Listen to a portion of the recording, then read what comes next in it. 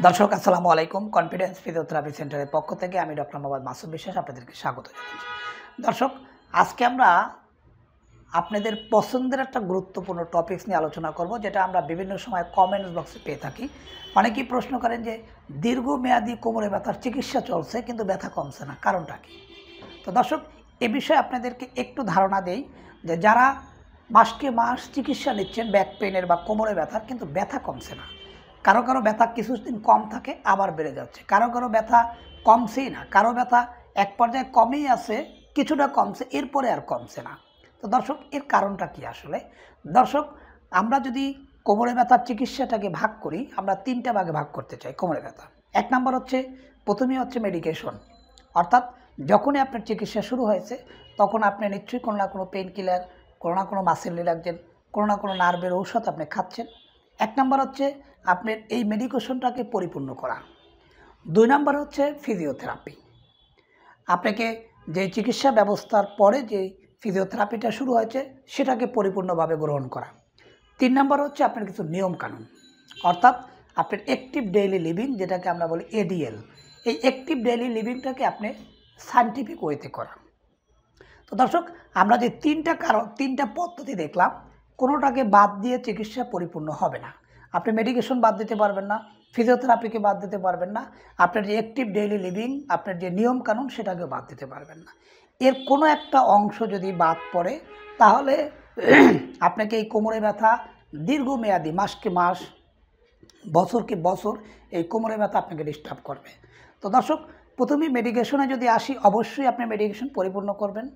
Physiotherapist, যিনি দক্ষ physiotherapist, যিনি আপনাকে দেখেছেন, অ্যাসাইনমেন্ট আপনাকে পরীক্ষা নিরীক্ষা করে আপনাকে সঠিক পদ্ধতিতে যে থেরাপি শুরু করেছেন তার নিয়মকানুন আপনাকে মানতে হবে। তিন নম্বরে হচ্ছে আমাদের যে হোম অ্যাডভাইস। দর্শক, আমরা যখন রোগী দেখি তখন আমরা রোগীদেরকে একটু কাউন্সেলিং করার চেষ্টা করি। যেমন, আপনি শক্ত বিছানায় ঘুমাবেন, অর্থাৎ একটা তোষক, একটা বেডশিট, এই জাতীয় শক্ত বিছানায় ঘুমাবেন। এরপর আমরা বলি সামনে ঝুঁকে কোনো কাজ করবেন না, ভারী জিনিস নিচ থেকে উপরে তুলবেন না, ভারী জিনিস ধাক্কা দিয়ে সরাবেন না, এবং ভ্রমণের সময়, চলাফেরার সময়, বিশেষ করে রিক্সা, গাড়ি, ভ্যান, বাস, বিমান, এই জাতীয় সর্বক্ষেত্রে আপনি কোমরে বেল পরবেন একটা নির্দিষ্ট সময় পর্যন্ত। এই যে নিয়ম নীতিগুলা, এগুলোকে আপনাকে পরিপূর্ণভাবে করতে হবে। বসার সময় সোজা হয় চেয়ারে বসতে হবে, সামনে গুজু দিয়ে না বসা। এই জিনিসগুলো যদি আপনি পরিপূর্ণভাবে করতে না পারেন, আপনার কোমর ব্যথা কখনোই কমবে না। সুতরাং এই ক্ষেত্রে আপনি ডাক্তারকে দোষ দিয়ে কোনো লাভ হবে না। এক্ষেত্রে এই যে তিনটা সমন্বয় আপনাকে পরিপূর্ণ করতে হবে। আপনার নিয়ম নীতি মেনে চলা যেমন জরুরি, ঔষধ গ্রহণ করাও আপনার জন্য জরুরি, ফিজিওথেরাপি কোর্স সম্পূর্ণ করাও আপনার জন্য জরুরি।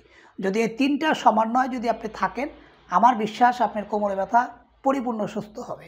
এর কোনোটাকে বাদ দিয়ে যদি আপনি একটাকে ধরে রাখেন, আপনার কোমরে ব্যথা কখনো পরিপূর্ণভাবে সুস্থ হবে না। তো দর্শক, আপনারা আশা করি আপনারা বুঝতে পারছেন যে কথাটা বোঝাতে চাচ্ছি। আপনি থেরাপি সেন্টারেও থেরাপি করবেন এবং নিয়ম নীতি পরিপূর্ণভাবে মানবেন। কারণ হচ্ছে আপনি 24 ঘন্টার ভিতরে 1 ঘন্টা হয়তো বা আপনি থেরাপি সেন্টারে যান, বাকি 23 ঘন্টা আপনার যে ডেইলি লিভিং, সেটাকে অ্যানাটমিক্যাল পদ্ধতিতে বা সায়েন্টিফিক উপায় যখন আপনাকে ফিজিওথেরাপি বলে দেয়, সেই নিয়ম নীতিগুলো যথাসময়ে পালন করবেন। এর ব্যত্যয় যদি ঘটান, সেক্ষেত্রে অবশ্যই আপনার কোমরে ব্যথা কমার সম্ভাবনা থাকবে না। তো দর্শক, আজকে এই পর্যন্তই। যদি আপনাদের আরও কিছু জানার থাকে অবশ্যই কমেন্টস বক্সে লিখবেন, আমরা জানানোর চেষ্টা করব। তো দর্শক, যাদের আমাদের ভিডিও যারা প্রতিনিয়ত দেখেন এবং যাদের ভালো লাগে, অবশ্যই লাইক, কমেন্টস এবং শেয়ার করবেন। আমরা আরও তথ্য দেওয়ার চেষ্টা করব। দর্শক, আজকে এই পর্যন্তই। আবার আসবো অন্য কোনো টপিকস নিয়ে। আসসালামু আলাইকুম।